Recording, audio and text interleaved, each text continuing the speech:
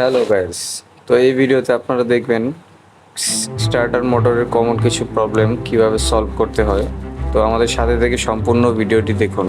প্রায়ই আমাদের সাথে এরকম হয়ে থাকে যে কন্ট্যাক্ট ঠিকমতো পায় না স্টার্টার মোটর, এই জন্য গাড়ি স্টার্ট হতে চায় না। তো এই থেকে কিভাবে দ্রুত সমাধান পেতে পারেন এই ভিডিওটি দেখুন।